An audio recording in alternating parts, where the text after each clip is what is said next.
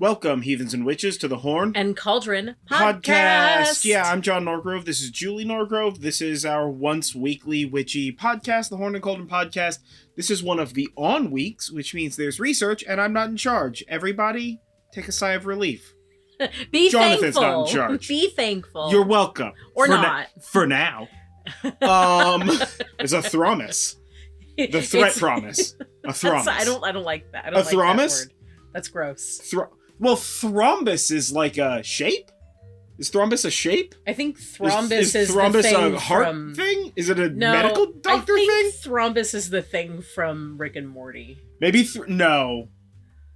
Is that? I don't know. I think I'm so. going to look up thrombus while we continue.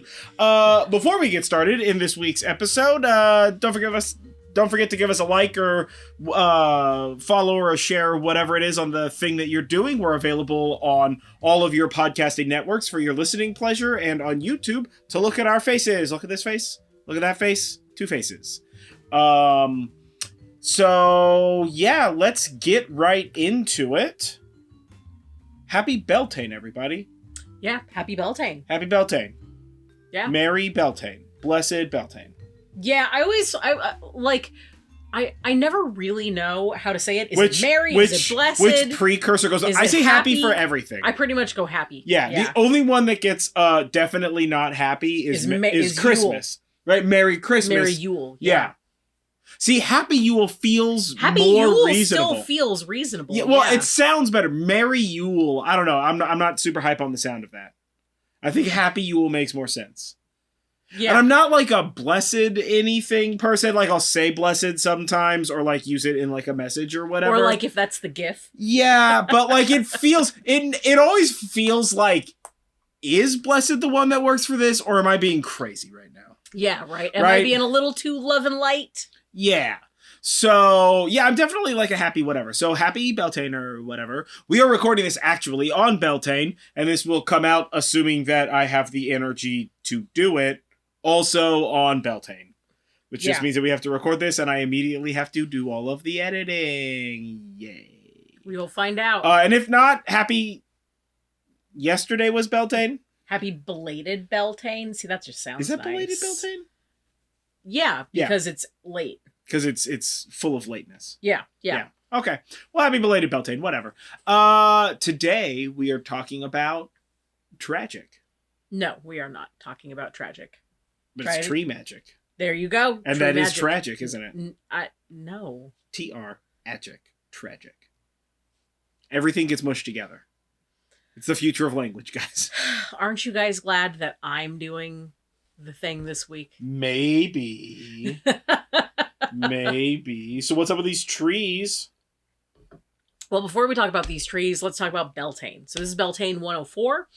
And with all of the 104 series, we've really been focusing on a type of magic that is adjacent to the festival that we're talking about, and also some form of sort of like elemental or natural magic. It's like elemental discussions that are both correlative as well as representative of particular sabbat or blots. Yeah.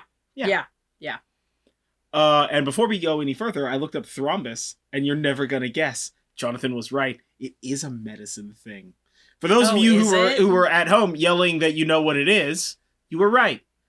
It is, in fact, a blood clot. Oh, so it's not a thing from Rick and Morty. No. Oh man, now I'm gonna be what is that thing from Rick and Morty? Because you're thinking of that pink thing with like a knob or whatever on it. Yeah. I don't know what that is. I don't either. We're gonna have to put a pin in that one, y'all. So anyway, Beltane. Beltane is held in the Northern Hemisphere on May 1st and in November 1st on the Southern Hemisphere, which is about halfway through the Spring Equinox and the Summer Solstice. That's why they call it a cross-quarter day. Go ahead. It's a plumbus. A plumbus! I was so close. You were so close. I was so close. As soon as I was just like, what is this thing? And I was like, I think it's a plumbus, but that might be stupid also. Man, I'm 2 for 2 today, dog. Well, I was just like, thrombus just sounds... I mean, it is awful. It's a blood clot. Yeah, it's a blood. You don't want those. It sounds like saying... It's the worst thing you can have. It sounds like getting really up close to the mic and going, moist. Yeah, that is quite gross. I don't know that thrombus is that gross. That's how, yes. Throb is certainly that gross. Well, thrombus is but just thrombus almost has a a bunch throb. of bonus sounds that make it less gross than throb. Yeah, but not many. We are so fucking off topic. Yeah. Anyway, Beltane was trees. possible, or was possible. Beltane was possible. This Beltane was made possible by our sponsor, us. You should check out our Patreon, patreon.com/nojive. No, so what's happening? Okay. This festival was popular with herding communities and was traditionally the time that livestock was taken out into the fields after the winter and birthing season. Beltane has been celebrated with bonfires, visiting holy wells, fertility rituals, handfasting, honoring the fae, maypoles, feasts, and decorating with spring greenery, flowers, and or ribbons. So Beltane's kind of a big party, y'all. Yeah. That's we get what's called maypoles with this. Yeah. Maypole time. So some people also call Beltane Walpurgisnacht, May Day, Blossomfriols, or Floralia. Also keep in mind that May Day for the name May Day is actually more along the lines of being connected to a like equality amongst laborers and workers thing. If you don't know, it's like a workers' rights. Yeah, it's like thing. A workers' rights holiday. Yeah, you so get like look it up. Yeah, totally. And if you want more information about Beltane, because we're just kind of grazing past it, you can listen to episode 11. That's Beltane 101. We give general Beltane info and ways to celebrate. Yep. There's Beltane 102. That's episode 37. We're talking about Walpurgisnacht, May Day, and Floralia, the sort of variations that you can get. There's Beltane 103, episode 55. That one's all about fairy circles. And you can also listen to Hidden Heathenry in Modern Holidays, episode 26. Yep. And those will all be linked in wherever you see links at or whatever. Yeah, actually, all of our videos from like mid 2023 have related video links in there. Yeah. So check it out. Yeah. Yeah, so why trees? Because trees are sacred, and because May Day is also a time where we dance or generally wind ribbons around a maypole. Yeah. And while we don't know for sure exactly where the maypole came from or the idea to start a maypole. Like, there's a bunch of answers out there. So, like, if you have a one way... There's also maybe another way. You know what I'm saying? Yeah, but it's one of those, like, it's this, like, I did it first, and then somebody else is like, no, I did it first. It's like hot wings. Look up the history of hot wings. There's a lot of people think they did it first, you know? It's like that sort of energy. The maypole. Ancient hot wings. I mean, yeah, that's not entirely wrong, but there are many scholars that think that maypoles and the idea of maypole sort of comes from this practice of honoring and venerating sacred trees. Sacred trees and sacred groves exist in native religious lore worldwide, but we don't know what exactly it's rooted in. It appears to be sort of something that's common to the human condition. So there isn't like one place that can say they did it first. I mean, trees are awesome. Yeah, I get it. So that's why we're talking about them. They give us a thing to burn for fire and a thing to make for houses. And also, they essentially live forever from our tiny lifetime perspective, right? You can do bonsai, which are tiny trees. Some of them have an increasing problem with that. Yeah. They provide fruit, which is essentially just like candy that nature is like, hey, you want some of this? So that's quite fire. They help you to know the changing of the seasons. Yeah. Some of them house creatures. There's a whole lot going on with trees. Also, they're real big. That's where honey comes from sometimes. And that shit's delicious. And many ancient religions worship their gods in sacred tree groves. So the ancient Roman historian Tacitus wrote about the customs of quote-unquote Germania, and that the people there performed religious rites in sacred groves or at a sacred tree instead of at a temple. He said that they consecrate woods and groves, and they apply the name of gods to that mysterious presence, which they see only with the eye of devotion. Indicating that he's just like, I don't know what's so special about all these trees. But he he experienced a lot of stuff. That guy. His writings are wild.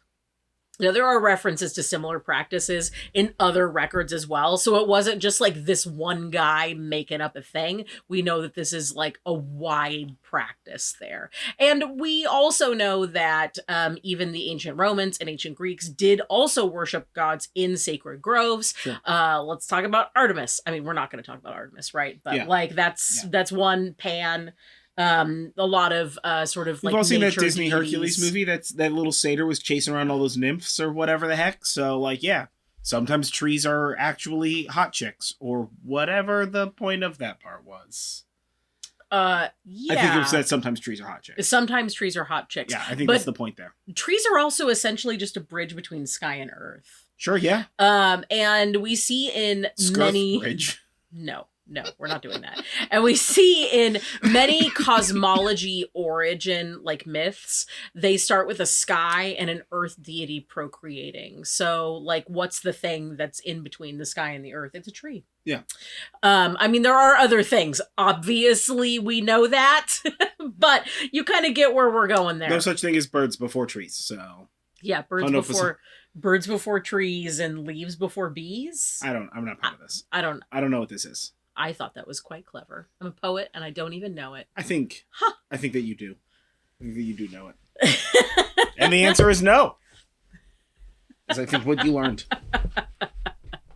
So in the Norse religions, warden trees are very old trees growing typically on a farm or a lot of land, and they protected that person's land. Breaking a branch from one of these trees was considered bad luck, and they were such a big presence, essentially, that families would sometimes take a surname related to the tree. Yeah.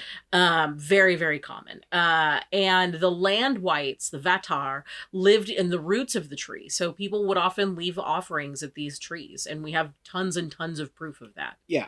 Well, and like, I mean, just like on the Norse thing, they like, their cosmological understanding of different dimensions is tree based in the form of the world tree. Yep. And like, obviously like sacred trees send out like way further than just like Norse mythology, Oh, absolutely. Yeah. So in Ghana, there is a sacred grove, a forest there, Jagbo, in the northern Tolunkumbungu district, and it also traces its origins to the protection of the community specifically that surrounds it. So according to oral history, 2 epidemics struck the Tolon community in the mid-15th century, and soothsayers determined that the people had neglected Jagbo, the residing place of the twin gods. And when the necessary sacrifices and rituals were performed at certain places in the forest, the diseases stopped spreading.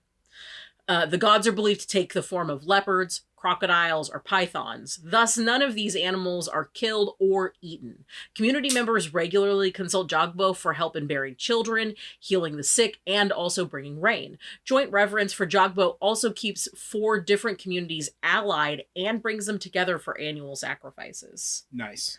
Now, if you didn't know that was... Jagbo, keeping peace, dude. Yeah, right? Yeah. And if you didn't know that was Ghana, and if we were talking about different animals, you could easily see that would be something that could pretty much take place anywhere. Yeah, totally.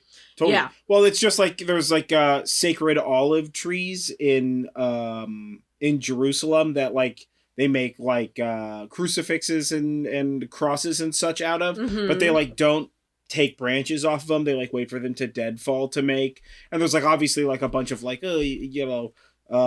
I've seen some people are like, you can only make runes from deadfall branches, not from like living branches and things like that. So like totally. Like keeping the forest or, keeping a grove of trees healthy also acts as a sort of like responsible community building activity. Absolutely. Yeah. And we see like a lot of that. We do Christmas tree lighting ceremonies all over the Western world during Christmas time, right? Whatever your downtown Christmas tree in like the boldest quotes, because sometimes the Christmas tree lighting ceremony is just like lights on the side of a building because your downtown environment has decided that concrete is the solution to all of their problems.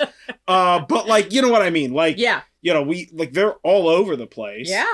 You know, Yeah, every town around here does it, you know. Yes. So, and it's a big to-do. Oh, it absolutely is. I It's deal with such a it big to-do. for my day job, and it's a lot. Yeah. Let me tell you what. Yeah, it's a you lot. know what I mean? So like, Yeah. yeah, we definitely have that, like, everybody gather around. We're gonna do something nice for this tree. Yeah, right?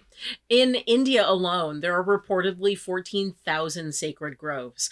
But we think there could be as many as 100,000 because of the lack of accurate reporting and also the tininess of certain communities in far-flung areas. Totally. Many of these sacred groves are considered to be the home of Hindu deities, and in some places people perform plays or music not only related to that deity but also as an offering for in the sacred grove itself. Chill, dude. Heck yeah. Yeah. Moving around the world, in Japan, Shinto temples and have oftentimes planted outside of them a species of Japanese cedar or redwood called Cryptomeria japonica, or commonly called sugi trees. These are really commonly planted around Shinto shrines. They are usually not native to the areas where the shrines are themselves. Mhm. And they are a sign of longevity and wealth and protection and are generally considered pretty holy. And in 1616, for the funeral of Shogun Tokugawa Ieyasu, a minor feudal lord offered to plant an avenue of sugi trees because he couldn't afford what the standard gift was. So he said that he would plant an avenue of these trees so that future visitors might be protected from the heat of the sun. The offer was accepted, and he planted what we now know as the Cedar Avenue of Nikko, which still exists and is over 40 miles or 65 kilometers long. That's awesome. Yeah. That's awesome. Dude, like, F a stone in a place, I want a fucking row of trees. Right? Mm-hmm. That's like the raddest way to do that. Yeah. Yeah. Yeah. Now, there's also wish trees. So you had mentioned Christmas trees. Yep. Those are a lot, in a way, wish trees, but so are Clutie trees, the sacred trees next to sacred wells. They Yep. often have wishes written on ribbons tied to them. Yep. There are also the Lam Tsuen wishing trees in Hong Kong. At Lunar New Year, these trees represent different wishes. The first tree is for academic success, career, and wealth. The second tree for marriage and pregnancy. The third tree is for anything else. And the fourth tree, the most special tree, people write their name, their date of birth, and their wish on a piece of paper, which is tied to an orange, like a fruit, along, and attempt to throw it so that it stays on the tree. That's amazing. And this happens on all of the trees, but especially the fourth tree, right? And this has been such a long-standing tradition and is such a popular tradition that actually most of these trees are now hollow and made of plastic due to accidents involved with the tree's branches breaking under the weight. So you can see the actual trees, which are banyan trees, I believe, but you're not really allowed to put stuff on them. Yeah. They have plastic trees that you put the stuff on instead. Totally. Yeah. Totally. Yeah. There's also Yggdrasil, the sacred tree in the Norse religion. It is generally thought of to be a huge ash tree. Yeah. Its branches, its trunk, and its roots support the 9 realms, as well as creatures who live in and directly around it. Yeah. There is, of course, the Christmas tree, the iconic Christmas tree. It's, definitely a kind of a wish tree, draped in seasonal decorations and bestowed with gifts to honor loved ones at the close of the year. Yeah. Like, it's everywhere. Yeah, everybody know Christmas tree. Yeah, everybody know Christmas tree. Right? Yeah. There's also the Ogham tree alphabet. Some people call it the Celtic alphabet. Each letter in the Ogham alphabet is associated with a tree, so it's associated with a letter or sound and a tree. And much like Norse runes, this was an actual written language and wasn't used only for magic. And also, much like runes, a lot of people both forget that it was used for regular purposes and And reciprocally, some people are like, this was not used for magic. It was just them writing in the language that they had at the time. Yeah, if you do magic in English letters, the conclusion that your English letters are used for magic, obviously still maths, like from a linguistic standpoint. So like, yeah, I don't know. I'm not super hype on this. Like, well, they never used it for magic. And it's like, what? I mean, how do you think they wrote spells, dog? Do you think they wrote spells in English? Because, and I can't stress this enough, if that's the case, I give up. Times too much of a closed circle. I'm not playing that game. Yeah. So like, yeah, like whatever. Sometimes people are like a little pedantic about it. A little weird about it. A little weird. In the magical community in the modern times, these the Ogham alphabet is primarily used for divination. You can find the letters carved into wood or rods, coins, stones, all kinds of different things. And you can use that for divination, much in the same way that you would runes. And with that, I bring you our conspiracy theory of the week. We're not going to have a soundbite or a graphic for that. That's why I did it for you. That's fine. Okay. Yeah, that's fine. I'm helping you out. Maybe one day we will, but that takes effort. And I'm busy.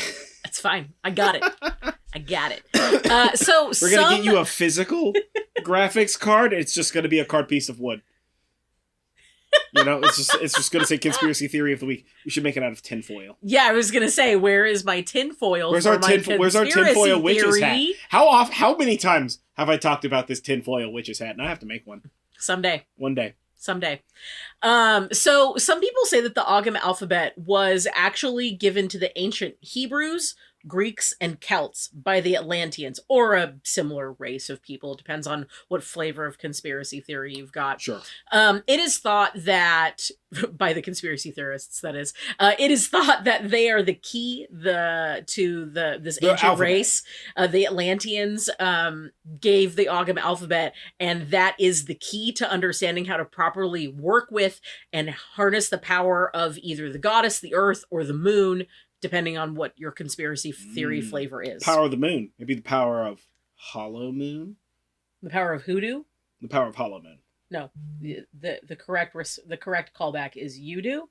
The power of flat earth? And then I say the power of the babe. And then you go, the babe with the power? Oh. We're not doing that. How dare you mess up my Labyrinth reference? That's awful. There's no way I would have been able to deliver that successfully. That's sad. That is sad. That's sad. That's it, guys. You know what? I'm going to cry. Nah. You know what? Fake Podcast news. is over. We're getting a divorce. Podcast this is is done. over. Divorce. David Bowie rolling over in his grave. Long live the Goblin King. Long live the Goblin King. Anyway, conspiracy theorists also think that only the Druids know how to understand and use the Ogham alphabet. This is very obviously false, right? Yeah, everybody, let's nod our heads. Yes, this is very obviously false. I mean, or maybe... and this was made up. The Ogham alphabet is not the alphabet used by the ancient Greeks or the ancient Hebrews, so... Well, this was made up by the author Robert Graves in his 1948 book, The White Goddess. So if you see anybody trying to tell you that this is a real thing... Is the White Goddess like shiny or the White Goddess like racism? Both. Yeah, both. Lot of old-timey racism sneaking around the magical community. Yes. It's unfortunate, guys. It's real unfortunate. So if anybody tries to tell you things about the Ogham alphabet, you have now been educated. Yeah. And that's it for the conspiracy theory of the week. Maybe. Probably. We'll see. Yeah, we'll see. So, back to sacred trees. We also know that Buddha finds enlightenment underneath a Bodhi tree. And that is Siddhartha Gautama. Like a Bodhi. Bodhi tree. Bodhi. Is it just a tree that looks like Ursula?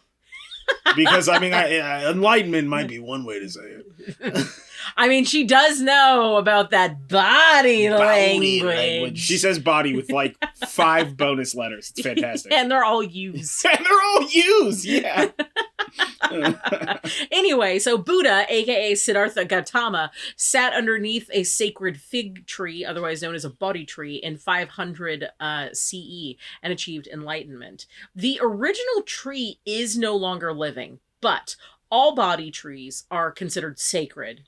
And several trees are considered to be the descendants of the original tree. Sure. Yeah. Like, you can go and get sacred leaves or like deadfall sticks from these trees as mementos. Nice. And it's essentially the idea that, like, you know, this is the tree. The tree. Yeah. I would love like a sapling from that. That would be probably very expensive, but also incredibly cool. Coolest bonsai. Yeah. Yeah. Right? Yeah. And then last on our little trip of sacred trees takes us to the Guguanyin Buddhist temple in Xi'an to talk about a 1,400-year-old ginkgo tree. Is that the one that's just hundo pasundo growing around that temple? Yes. Yeah, dude. Well, it's in the courtyard, technically. Yeah. That is so cool. Yeah. What's sad is it's really hard to find information about this tree because this tree exists in China and well, we live in America and they're not so friendly with information about China here on the internet. Yeah. So the little that I was able to get together. Ginkgo trees are cool, dude. Yeah, ginkgo trees are one of the like oldest type of trees in existence. Like, you can, like, they can basically look at ginkgo trees from the fossil record from when dinosaurs lived, and they are exactly the same tree. Carbon copy right there. Totally. So not only that, but ginkgo trees are also like incredibly long lived, and they kind of just keep going until something kills them. Yeah. So they don't have necessarily a lifespan in the same way that you would think about certain types of trees. And in fact, most trees kind of, unless something kills it, they're going to live forever, but some of them have a better chance of that. Yeah. Well, some of them are just like gonna live longer. You know what I'm saying? For sure. So this now I got to get a ginkgo tree and a Bodhi tree for my bonsai garden. Yeah, right. Right. So the tree, ash. I don't have an ash. The tree in this temple is nicknamed Maidenhair for the sea of golden yellow leaves that the tree drops each year. Yeah. And you've probably seen pictures of it. The tree is enormous. The leaves are a brilliant gold, and they basically all fall at the same time. And ginkgo trees have a huge and storied history in traditional Chinese medicine. So this is a very important tree, which also happens to be in a temple. Yeah. And the rumor is that at the time that this tree was planted by what was then the current emperor. Yeah. Before he went into a battle, and I don't know for sure, but maybe died. Just because it's difficult, like I said, to get that sort of information. If anybody out there knows, I would love for you to tell me. Yeah. If you know what's up with this sacred tree, hit us up and post it in the comments on the YouTube video or whatever, so that way we can all learn together. Speaking of another sacred tree, Chris Jericho. Okay, so while we're recording this, we're also watching wrestling, AEW wrestling. Not associated with them, but if they're down. If you'd like to sponsor us. But Chris Jericho's like newest shtick is he's calling himself the Learning Tree for, and I cannot stress this enough, what appears to be no reason. Yeah. For what it's worth, absolutely zero reason. But it was perfect that you like basically ended the sacred tree thing with Chris Jericho coming out as the Learning Tree, his like newest and least understandable shtick. As I said last on our trip of sacred trees, he literally came out and the little placard was Learning Tree. Yeah, with like Chris a big Jericho. glowy tree on the Megalotron or whatever it's called. So Chris Jericho, maybe also a sacred tree. Yeah. Or a rock star, but Should like we call whatever. that synchronicities? We can call that synchronicities. That is. Yeah. That is that episode that we just did. Spooky action at a distance. Yeah, spooky action at a distance. It's quantum mechanics, dude. Yeah, that's what Einstein called it. Spooky action at a distance. So there are many ways that you can harness the magic of trees. And I know that we've talked about plant magic before, but can you but eat them? trees, some of them, yes. But trees are sort of separate in their own category because, well, they're trees. We've already talked about how special trees are. So there you trees. go. They're like big plants. They're like big special plants. They're like big plants, yeah. Yeah. It's a different thing. So we're going to rattle off some ways that you can harness the magic of trees. And where else would we start but meditation? You knew it was coming. Yeah, meditate under a tree. You knew it was coming. Meditate under a tree. Meditate next to a tree. Meditate about a tree. Use the meditation to understand the spirit or nature of that specific. I want to say meditate as a tree. Also, I bet there's a tree pose in yoga. There sure is, and it's one of my favorites. Yeah, see, meditate as a tree. It still works. Always got it. Yeah, meditating in tree pose. Good balance right there. That's giving you balance. Yeah, right. Because you literally have to stand on like 1 foot. Yeah, it's the like 1 foot and then twist the rest of your body into like a weird up top knot or some nonsense, right? Not really. But it is a 1 foot thing. So anyway, use the meditation to understand the spirit of that specific tree or those types of trees. You can also use meditation less as a close your eyes and think about a thing or not think about a thing. And sort of just observe the type of role that it plays in nature. So just watch the tree. Yeah. You know, meditation doesn't have to. We're gonna have to do like a meditation. Part two meditation. Here's some more tips on how to meditate without sitting there all, with your legs crossed and whatnot. But you don't have to like sit there with your eyes closed and empty your mind of all thoughts and blah, blah, blah, blah. You don't know how to do none of that shit, man. Technically, if you're just like going on a hike to just kind of like chill out, man, and just like kind of touch bases with nature and shit, you get done with that hike, you just meditated 100%. Yeah. You know? So like, you want to meditate with some trees? Go on a hike. Go to a forest and then hike through that shit. Yeah. You know? Or hike to a particular or special tree. You know, sometimes there's like those hikes where you're just like hiking and there's like a tree at the end of the hike and you hike back or whatever. Yeah, totally. Or like that hike here in California that takes you to like somewhere near or around the world's oldest tree. Yeah. Whatever that is. Well, you actually can't. They don't. That tree. They don't. Like only special people know which tree exactly it is. Yeah. Because like they don't want people being assholes or whatever. But you can go like touch similar trees of just less oldness. Yeah, that's only a few hours from our house. Yes, sure. Yeah. You can also I definitely don't know where it is. I just know it's in California. I think it's fascinating that the government's keeping a secret, and the secret is oldest tree. Yeah. Yeah. It's great. Yeah. It's the kind of conspiracy I can get behind. Old tree conspiracies. Yeah. Yeah. So you can also use trees as a talisman. So either a physical artifact from the tree as a talisman. You could carry the whole tree with you, of course. Yep. You could also just sort of use that tree's design as a talisman. Yeah. You know, like as a personal logo. In my mind, it's like a dad at a bar who's like, you want to see the pictures of my kids? And he opens up his wallet or whatever. This is my tree. And it's just a bunch of different angles of the same tree. That's funny. Right? That's in my mind, that also pretty good fucking talisman. If I do say so myself. Yeah, there you go. You get like an old Polaroid camera and you do those, and then you just like do some writing on the back of them or magical symbol or something such like that. Keep a couple of those in your wallet. Good to go. Just tree pics in your wallet. Tree pics. Yeah. Yeah. Yeah. Why Unasked not? For tree picks. Yeah, why not? You can also use trees as wands in your magical practice, or just sort of like parts as of display. trees, but yes, you could still use a whole tree. That's fair. That's right. I do have that a tropical tree that is against literally all of science still alive.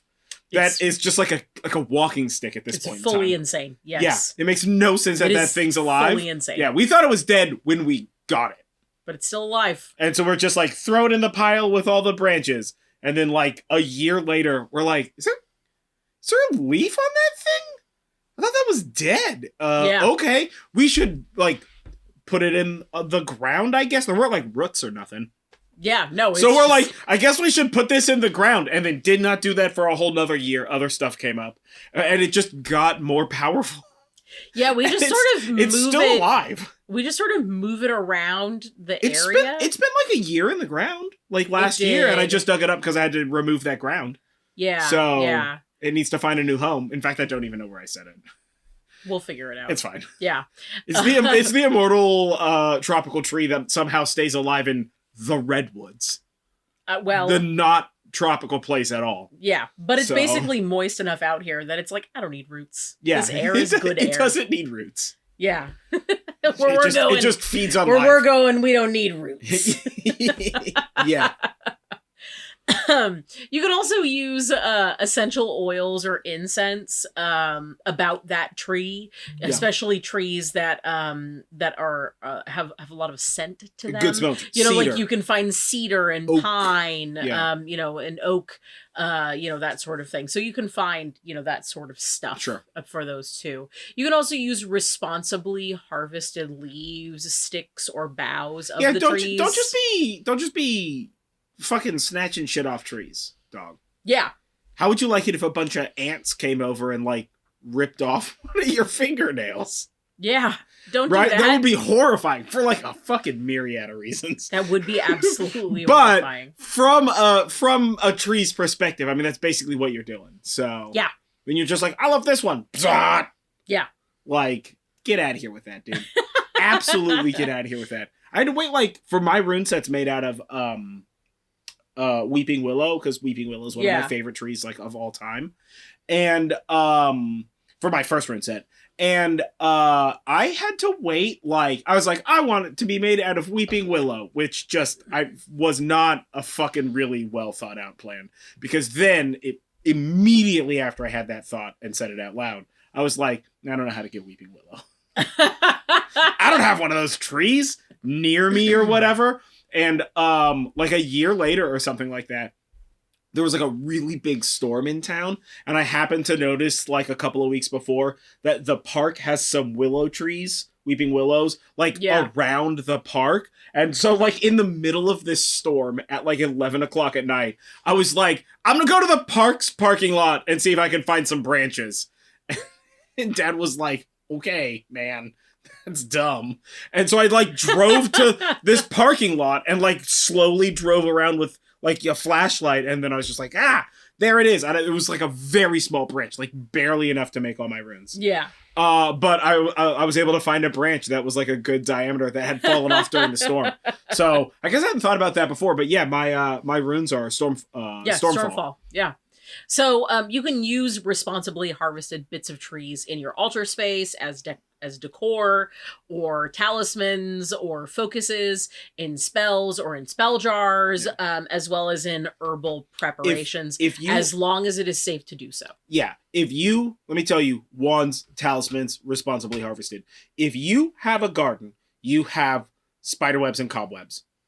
Let me tell you the funnest thing ever to do. You just find yourself a stick, find a nice stick. That is now your anti-spiderweb, cobweb, magic wand stick. Whenever you see a person outside just waving a stick in the air, all akimbo and such like that, weird spiderwebs. Living out here, we just get like spiderweb in the middle of the road kind of spiderwebs. Yeah, like overnight. They've been busy. Or like spiderweb between like one tree and another, and I'm like, no, you get one tree, dog. I don't need you in all my trees. Or spiderweb in between like a tree and the car or something. Yeah. So you just give it a little. Everybody's walked into an invisible spider web. You avoid that with a big wand, a big tree wand. With a big tree wand. Yeah. Also very magical. Yeah. It does. It feels magical. Yeah. You can also grow your own trees. Yes, for you can. Fairly obvious reasons. You can also, if you can't grow your own or don't have the space or the you grow a tiny gardening know-how, you can help take care of a tree in a public space. You can volunteer at local parks, or maybe care for a tree that already exists in your own yard. Yeah. I have seen people do like the tree on the side of the road in front of their apartment. Yeah. Like, oh, I'm gonna like clean this up, and so they like get permission from their like apartment manager Yeah. or the city or whoever they get permission from, and then like clean it up and like edge it and, you know, put down some flowers or whatever, trim the branches back so it's not just like the like industrial Trimmerator 5000 that's just like blah, now it's not over the street, you know? Yeah. Like that kind of stuff. So totally, dude. Yeah, take care of a tree. Yeah. And if you must cut a piece off of a tree, you should ask for permission from the landowner, if applicable, and the tree, as always, as well as you should understand how to best harvest the part of the tree. Yeah. There are some trees are very, very particular about how they need to be pruned and cared for and maintained. Yep. So before you go cutting bits of them off, just like if you cut your finger off, you're not just gonna cut your finger off and then like walk around, right? When you cut a branch off, that's just like an open wound available for bugs and such. So like you really want to be careful for that. I do, as I've mentioned before, a lot of bonsai. Yeah. Too much bonsai? Yes, but you're not my fucking real dad, so. But, well, it's a current hyperfixation. It is. I have always been. I have had an on again, off again relationship with bonsai, and of late it's quite on. And it is frankly a bit invasive, but it's nice. You take care of a tree. You learn a lot of the like care of a tree, because bonsai is the fine line and craft between keeping something very alive and beautiful and absolutely going ham planet with a pair of shears on it. So it's stressful. I'm gonna be real with you, dude. Every time I have to trim a bonsai, I like quadruple check the internet to make sure that I can do the thing that I literally know I'm supposed to do. Yeah. Because I'm just like, I don't know, it seems like I'm cutting off too much. And you go online and they're just like, cut it off. So I just had to trim a taproot on my peach tree and had like a... It was very stressful. Had like a small panic attack about it. Yeah, it He's was fine. Very the tree is honestly doing better than ever, but still very stressful. So, oof. Yeah. And then lastly, you can also learn woodworking or carving. Those are both ways where you can work with a tree of some type and, sort of turn it into something beautiful. Yeah. Again, I highly recommend. I do technically 3 things, all 3 of them woodworking in the form of like making stuff out of wood. I love woodworking ferociously. Carving, just get yourself like a whittling knife or some nonsense like that. Like I bought like a cheap little wooden handled whittling knife. And I've done like a ton of like hand wood carving and whittling and stuff like that. Couldn't carve a face to save my life, but I've done the like where you carve a ball inside of the branch. Yeah. You know, so there's like bars so the ball can't escape, but it's like a loose, perfectly spherical ball inside of a wand. I've done like that hand carving and stuff like that. It's very fun. Yeah. I like it, and spiral cuts and stuff like that. Also, if you pick up wood carving, you just got a fucking real rad wand, dude. Yeah. Right? You want to elevate your wand game? You want one of those like sweet wands? Learn yourself some wood carving. Wood carving, little bit of UV resin and some crystals. You got yourself top-notch wand. That's how you upgrade your wand, dude. DIY that stuff. Yeah. Don't pay those high Gringot prices or whatever the name of that wand store is in Harry Potter. Oh, yeah. I don't know. Also, you can have more than one type of wand if you want more than one type of wand. That's totally true. I mean, or not use a wand and just keep like pieces of wood all over the place. Yeah. I was chopping wood and now have an entire bin full of bark underneath my gardening table that I check on and spritz because it had some moss on it, so I'm growing like a bark moss garden. I don't know why, but it seems cool. I always keep like I have weird pieces of wood all over the property in little piles where I'm just like, oh, look at this piece of wood. I don't know what I'm gonna do with it, but it's cool. Like there's 3 or 4 of them just outside the front door that I'm like gonna do something with, but I don't have a plan for that. Yeah, man. But it's cool piece of wood. So collect cool piece of wood. And then the third thing that's not on there is pyrometry. Oh. Or whatever that word is. So like wood burning. Wood burning. I know you can buy like a real expensive fancy wood burner and stuff like that, but I'm gonna be real with you. I have never used a wood burner more fancy than the $20 Harbor Freight wood burner, and that thing does work, dude. Yeah. Like, is it as nice as those people you see them on like online? I follow a few like wood burners, and they're like, I'm gonna do Gandalf's whole face, which is fucking amazing. Oh my god, what artists, right? But you see him do it, and I'm like, that's rad. I'm gonna draw several straight lines because the only bit that works in the wood burner anymore is the straight bit, because it's swelled and is seized in there, and I don't want to break the thing. Right? And then next time I go to Harbor Freight, I'll just buy a new one for $20. Yeah. Who cares? Or whatever. $10. It might be $10 actually. But like, yeah, totally get into that. Like wood carving, wood burning, whittling, any of that stuff, woodworking. Build a toy box. Build a box for your recipe cards. I think that I literally have to do because I saw them right there. Paint on wood. You just started doing wood painting. I did. Grab your wood painting. If this is a sound thing, but if you're on YouTube, you can look at this wood painting that Julie did. It's probably focused. Probably. Maybe not. We'll find out. Yeah. And that's just like the top cut off of a fence board that I was using fence boards for something else. Yeah. And so like, why not turn it into something pretty and then like hang it on your wall or whatever? Yeah. So I'm a big proponent of wood. I have like saws all over the place. Yeah. Yeah, there's a lot. I even have some painted saws. Like country, like, old-timey country house style. Mine are cosmic. But yeah, man, like get into wood stuff, dude. Wood's cool. Yeah. Wood's very cool. Yeah. Yeah. Also very expensive hobby. Holy shit. Like zebra wood, very expensive. There's I think it's an African wood called purple heartwood. Yeah. That's like gray when you first cut it, but the surface of the wood oxidizes and becomes this like rich, deep purple color. Yeah. It's very beautiful.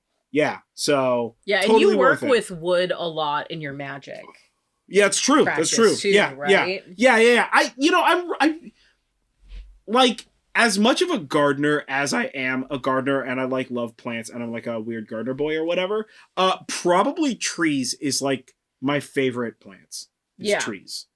Right?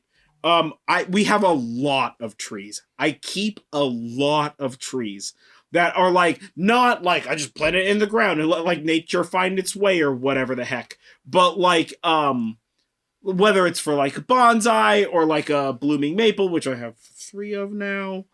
3 different varieties, excuse me. One of them I have like 8 of because I was able to clip branches off of it at the right time for them to start rooting. Yeah. But I don't know. I just sort of love all kinds of trees. Yeah. So I use them in everything, and obviously working with runes, I carve my runes out of wood, and I really just sort of love kind of like it's my problem solve material, like my go-to problem solve material is like, we need a thing for the shop. Hey, we got to figure out how to make this thing simpler. And it's like, okay, I'll just make it out of wood. Yeah. And I have my like go-to is like cedar fence pickets and 2x3s are like, you're like, if you want to DIY a bunch of shit, cedar fence pickets and 2x3s from your big box store, you can build almost anything out of just those 2 ingredients. So I like build all of our bookshelves from scratch, and I built the big shelf in the kitchen from scratch that we use for pots and pans that you're doing the seasonal paintings on and stuff like that. So like, yeah, I really do kind of have an obsession with wood now that I think about it. Yes. It's not something that I've ever been like aware of, but like, would I rather live in like brutalist architecture or a log cabin? Like a log cabin. Yes. Herder? Yeah. Who's saying no to that? Well, shit? And we live in the middle of a forest now. That's true. We do live in the redwoods. Sort of a big part of our life. Yeah. That's fair. That's fair. Yeah. Yeah, so moving along to the time for lists. It is time for correspondences. So I have grabbed correspondences for the most popular, decided by me, types of trees. That way you can kind of get an idea here. And for those of you Oh my goodness, how long is this list? Oh no. That's so much list. I had to cut stuff. Yeah. There's a lot of fucking trees out there, dog. There's a lot of trees. Yeah. A lot of trees. Yeah. So this is an abbreviated list of what's actually going to be on the Book of Shadows. I can abbreviate this list to all the way down to one thing. All trees, vague penis reference. Yeah. Almost every culture has at least one tree that's a penis reference. So I was fully expecting that comment way back when we were talking about cosmology. Or maypoles. Today I saw a TikTok where somebody was just like, a maypole is a penis reference. And like started going into it. And I was like, oh, I already know all this stuff. Never mind. Yeah. Yeah. Next swipe. Or whatever. So anyway, if you're on our Patreon when we upload our Book of Shadows, there will be more correspondence. There will be correspondences for more types of trees than what we are about to discuss here. Yes. So I'm just going to go over some of the most common ones. So there's aspen. Aspens are for ancestor work, astral travel, healing, and success. Birch trees bring blessings. They're also good for cleansing, fertility, healing, new beginnings, and purification.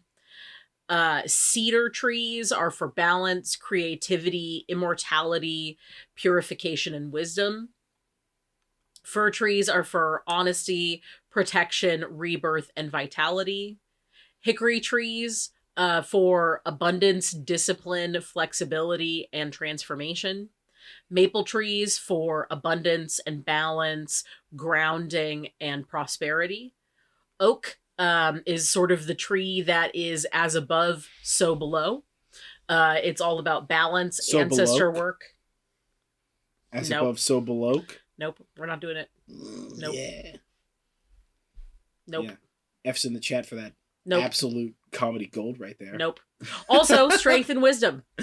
Palm trees, abundance, fertility, flexibility, and protection. Pine trees for cleansing, creativity, immortality, and luck. Redwood trees for cleansing, enlightenment, longevity, and wisdom. And lastly, willow trees for dreams, flexibility, intuition, knowledge, protection, the underworld, and wisdom. Yeah, nice. What's your favorite tree, man? Ooh, that's a tough one. So we know that yours is a weeping willow. Yeah. Yeah. Oh, man. I guess I've never really thought about what my favorite tree is. You know what I want us to do? You know those Oh, are we gonna rank trees? You know those tier lists? Yeah. We should do like a tree tier list. We totally should. That would be fire. Yeah, I would have to say that like my favorite kind of tree is probably a fruit tree because they have flowers and then leaves and then also fruit tree, food. Hold on. A fruit tree is too vague an answer. For sure, dog. An apple tree?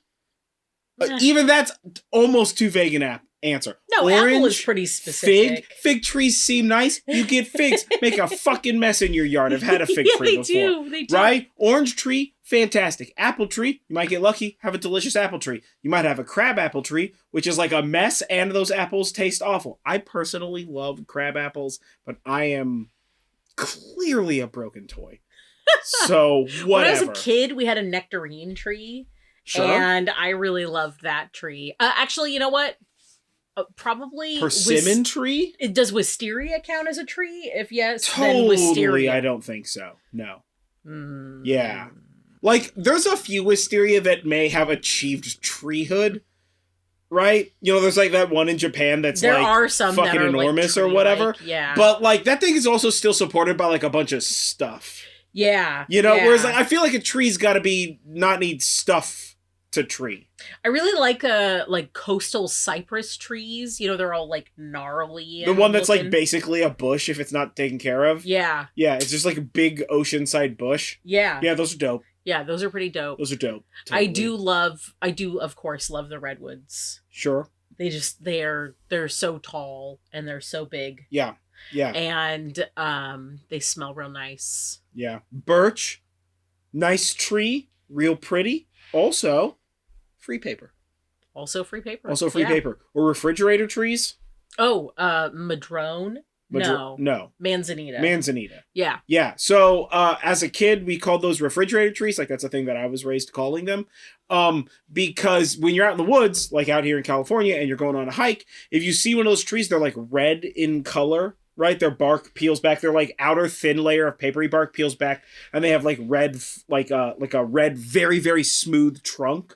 Underneath, and if you touch that very smooth red trunk, like I have literally been on a hike where it's like 105 fucking degrees outside in the sun, and you touch that tree, and the like core of that tree must be 70 degrees. Yeah. Cool to the touch every time. So like when we would go on hikes, when I was in like summer camp and stuff, we called them refrigerator trees because when it was like a really hot day when you were on a hike, whenever you saw a stand of those trees, everybody'd go over and lean on these trees because they would cool you down. Yeah. You know, you could like rest your head on the tree or like put your wrists, your forearms on the tree. Yeah. Because if you're like getting really, really hot, put like ice on your forearm. Like on your inner forearm. On your inner forearm, like from wrist up to the inner elbow area. And it cools you down faster. Yeah, that's because it's also there's like a major artery there. Yeah, it's also the reason why you put cologne on that area. Yeah. And you rub it around is because it keeps to a more standard body temperature, which causes it to like, I don't know, whatever, effervesce or whatever that is or whatever. Yeah. So like, yeah, dude. But yeah, refrigerator trees are super cool. Also, I think they're used in fish tanks. They are. Yeah, they're very commonly used in aqua and like terrarium stuff. Yeah, totally. So, and all driftwood. We didn't even talk about driftwood. Yeah. I love driftwood, man. Very cool stuff. Yeah. Yeah, I have several pieces of nice driftwood that I've this carved is a good season for driftwood because all of the like spring storms are like over now. Totally. So, more driftwood. Totally. Yeah. Yeah, driftwood's fantastic. So yeah, trees, man. I love trees, dude. Trees. Very, very, very fucking cool. Yeah. And also like, trees. But that's a separate issue. Can't believe I didn't make that joke until just now. Speaking of just now, I would like to thank our patrons. Yeah. Thank you guys. You guys are the best. And you keep us doing awesome stuff. And if you would like to join our Patreon and get access to more access to us, we have what do you call that? Discord chats. Yep. And we post obviously the Book of Shadows pages. We do a monthly call. We do a monthly hangout. We're starting to do polls. Yep, we're doing polls and stuff. The next episodes to be. So yeah, we have a lot of fun over there.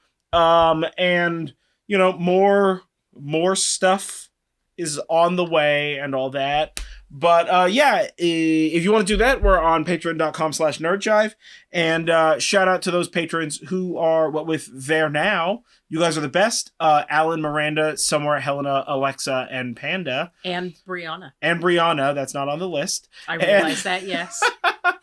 So shout out to you guys. You're the best. Hootie hoo.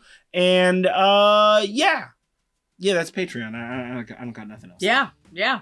And with that, that's tree magic. This is a bit of a shorter one, but ain't nothing wrong with that. Yeah, sometimes it's short. This has been just... This one is short and sweet. Short and sweet. Blah, blah, blah. Short and trees. Yeah, short and sweet. Very much unlike a tree. Very much... I mean, some trees are sweet, though. Cinnamon tree. Yeah. We didn't even talk about those. Trees, what with the bark is delicious. What aspirin is made of... willow bark. Yeah. Right? So trees have a lot of medicinal purposes. Yep. And such they like sure that. Do. And we might have to do trees 2.0, guys. Oh, yeah. We're going to have to do trees 2.0. Yeah. For sure. Yeah, tree 2. Is Electric Boogaloo. Electric Boogaloo. Yeah. Tree 2, the wrath of the tree. Anywho, either way, I've been John Norcrow. This has been Julie Norcrow. This has been the Horn and Cauldron podcast. And we will catch you guys next time for more mystical and magical mayhem. stay magical, folks. Yeah, and don't forget, breathe in self-confidence and breathe out self-doubt.